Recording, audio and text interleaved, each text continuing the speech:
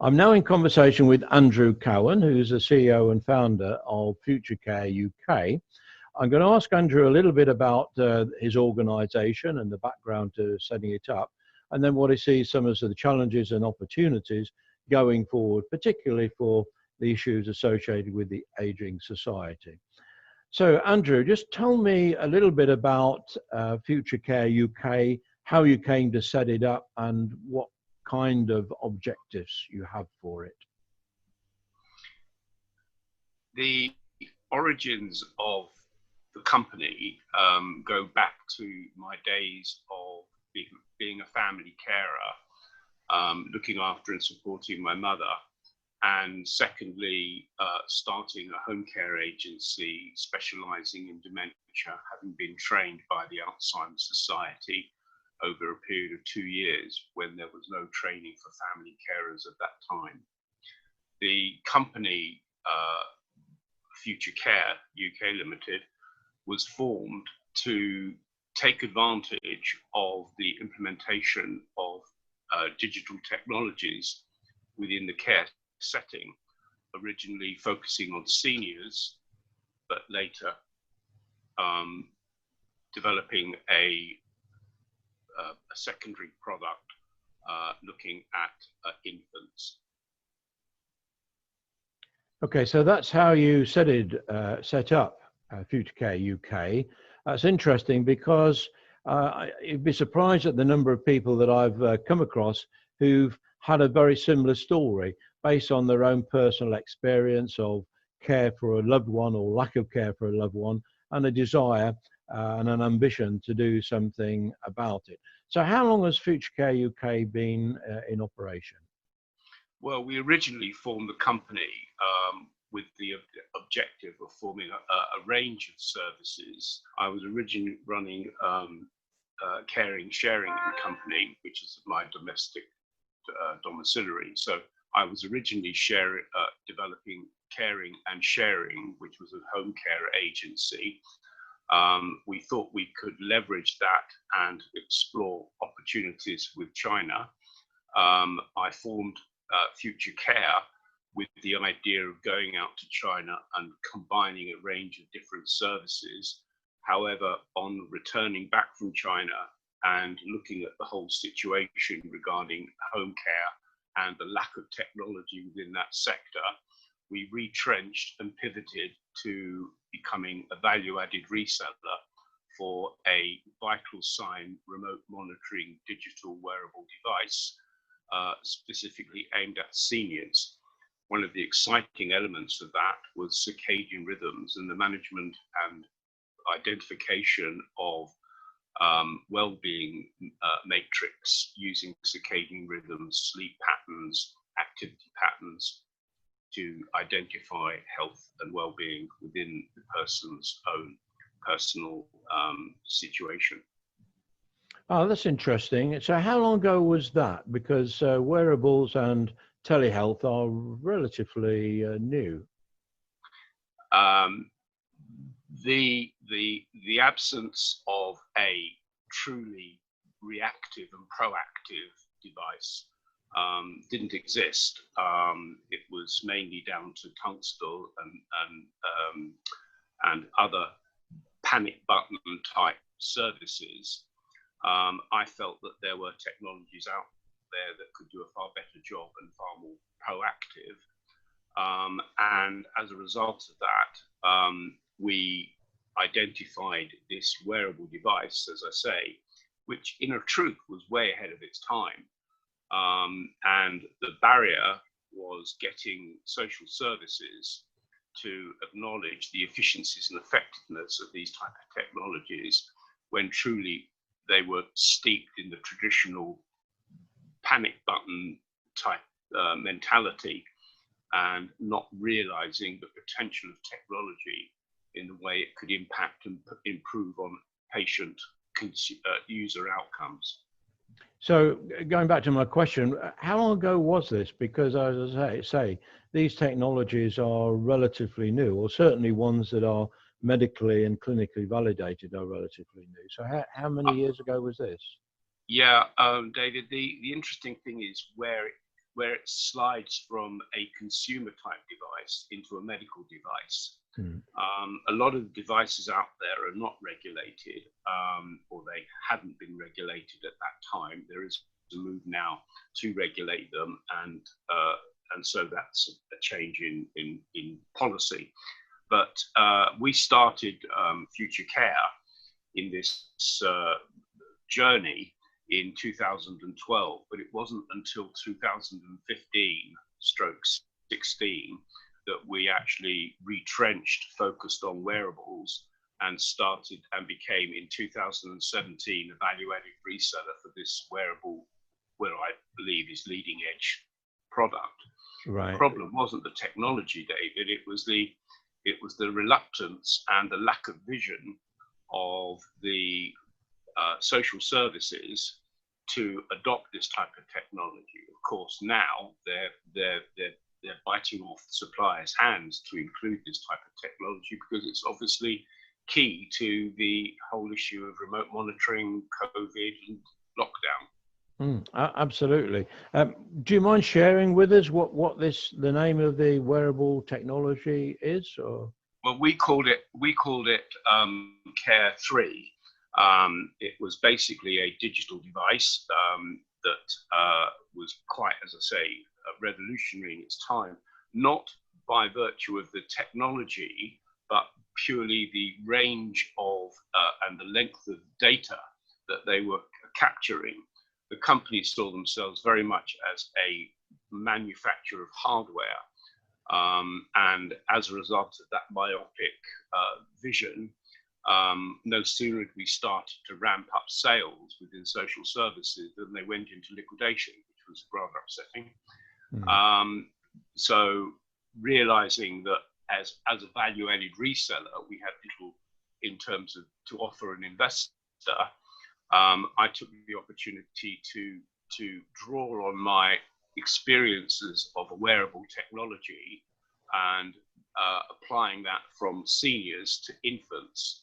And we won an award for developing a prototype under the Innovate UK Service Design Foundation grant. And we are now in the process of developing the minimal viable product and integrating the sensors into that prototype design wearable device. And will this be a wrist-based device, or will it be something that is just in the environment? Thank you, David. The location of the device and its sensors, we're currently in review. Because of the technology moving on such a pace, it's important to consider the new technologies and how that impacts on the prototype design of the wearable device itself. Furthermore, the sensors are increasing in sensitivity and variety in being able to diagnose vital signs, a vagus nerve, circadian rhythms, etc. All of these things are building up to a review of our current MVP, minimal viable product, to ensure that we have a degree of innovation within the device that would see us through to the first, second, possibly third manifestation and product release of that type of device. It's interesting to note that as a society, in terms of healthy aging, our attitude has changed, and seniors' attitudes have changed from being very resistant to being quite receptive in taking and adopting technologies for their own mental health benefit, monitoring their own health in the instance of this lockdown. And this is a whole sea change, David. It's not only about seniors, but it's also about introducing other technologies, smart home technologies, and potentially looking at the way we consider our environment as a community. So you're then expanding out into what I believe is smart city health benefits, where you have a far greater integration than ever before. Mm. Yeah, so FutureCare UK is not simply focused on the elderly. It does cover a spectrum, but are you primarily interested in the elderly population in your work? Absolutely, David. Absolutely, David. We're very interested in the senior. We've just I instigated an initiative called Falls Predict, FALLS Predict.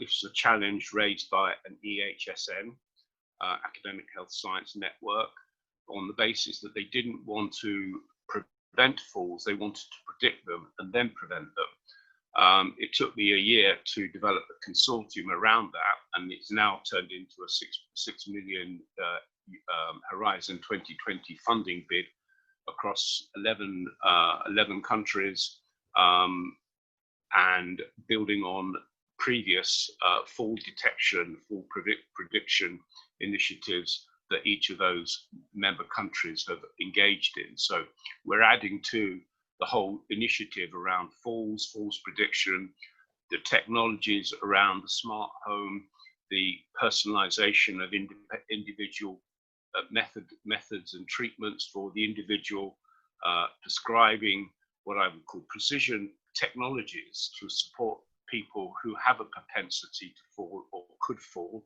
and predicting that, but also extending that into the community, looking at maybe disrepair of pavements or potentially dangerous, hazardous surfaces where there's water, mud, ice, etc. on the surface that could cause people to fall.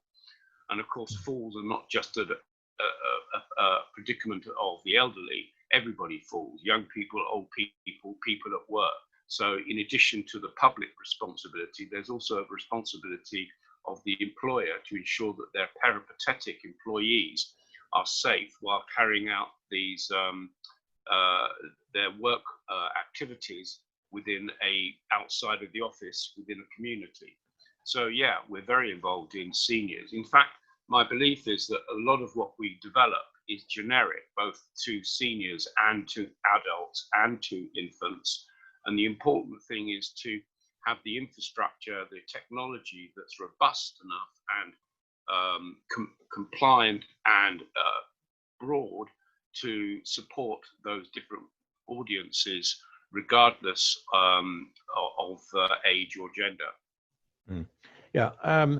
One thing I've noticed over recent years is the trend towards the clinical validation of a lot of consumer wearable products. And so I'm sure both of us know examples of wrist-based devices that have FDA approval because of the clinical validity. So that's certainly the direction that it's going in.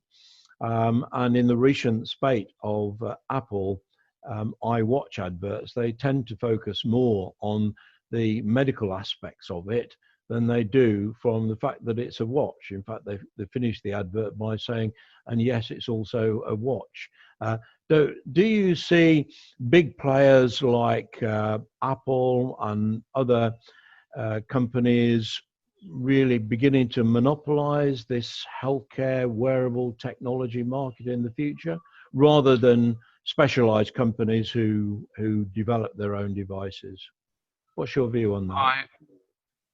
My view on big international corporations muscling in on what I would call true health wearable devices is, yeah, I'd be silly to ignore it. They are a major competitor, if I could even call them a competitor, because for us, we are a minnow compared to those organizations. But they tend to shy away from the responsibility of making a commitment to monitoring a person's health, and have done so for focusing on consumer interests, which they don't necessarily have to have any medical compliance. However, the government are addressing this because it does lead to putting people into a false sense of security, and therefore any future device, to my understanding, as of this coming year, will have to be registered as a Class 2A, which is a non-vital sign or non-vital recording device, which is important. But then, of course, that will throw out a lot of the existing product, which I would regard as consumer lifestyle products rather than health-related serious medical devices. Yes, I think this whole idea of clinical validation is a double-edged sword, and I think one of the unfortunate side effects is that it does tend to put off developers of devices because of not only the hurdles that they have to jump over to validate a device, but also, I think, increasingly the fear of litigation. If their device provides some kind of clinical advice or direction, they put themselves at risk of litigation if anything goes wrong. So just one final point, and that is to do with privacy and data security. My mother, like yours, she went through the care home cycle. She was in an independent living place until she began to, or dementia began to become worse. But in the time before she moved from independent living to going into a care home, I had installed some device which was part of a smart home, which simply monitored where the person was in the room and whether they were moving or not. So I was able to identify where my mother was at any given time in the house, whether she'd been moving about, and with just a simple amount of artificial intelligence, you could set the system up so that it would recognize if my mum spent a disproportionate time in the bathroom, or if she was still in bed at 10 or 11 o'clock in the morning, and so on. So it would generate alerts. But of course, many of these things have privacy and security issues. Do you see that as a barrier for some of the ambitions that you have for smart homes and smart devices? I think there's David, I think the development of any device or any service that looks after health and collects data has to obviously be compliant with GDPR. I have a separate background in GDPR alongside Digital Catapult HQ, where we were jointly applying for funding on a GDPR initiative. Another story, David. But no, I think there are several things around GDPR and health technology and data. Personally, I think that the data belongs to the individual. Therefore, we seek permission to use that data for humanitarian purposes and research. In the event that that's commercialized in a private environment, our technologies basically offer the owner of that data to deny or accept that use of their data for commercial purposes, and they are remunerated accordingly alongside their specific requirements as to how long the data could be held for, etc., etc., etc. Very important. The other trend that I think is important is that in the past we've asked for everything to do with that individual. Actually, what we need to do to address GDPR and the fear that people have on sharing their data is that you only ask for what you need. That resonates well with the track and trace technologies, where actually the most successful track and trace only use what is required for the purpose of in that instance. They don't go around looking for additional information which can further triangulate one's situation. And the triangulation of data is more actually worrying because it's very insidious than the actual direct GDPR about how one's data is used. For example, just to show you how potentially a simple scenario of utilities, I could tell you more about yourself in the way you use your utilities than probably your initial camera surveillance, invasive surveillance, within your, no doubt with approvals, but within a home. If you go to the toilet, then you will be implementing two minimal utilities, which you can record at the source to provide you with a sense of well-being. And if you triangulate that pattern with other patterns, with some other records, you've got a very, very good understanding of that person's behavior, well-being, activity, etc. So there's all sorts of ways of skinning, of capturing data and triangulating that data to inform oneself or family or other service providers with how that person is both physically, mentally, in relation to their health and well-being. Without being invasive, David. This one avoids the issue of invasive data capture and functional data capture only to what is required at the time, which I think is the way ethically to go about this challenge.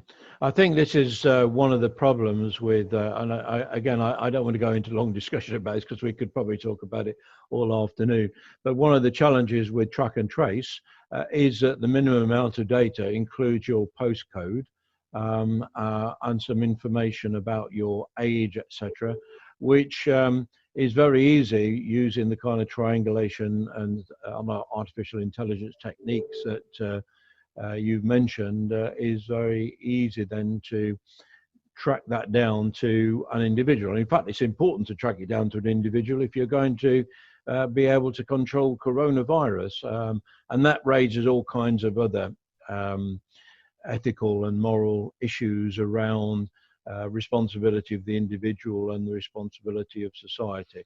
But I much appreciate your time this afternoon, Andrew. It's been very interesting talking to you, and I plan to publish this interview in the next day or two, but I will drop you a line before I do. So thank you once again.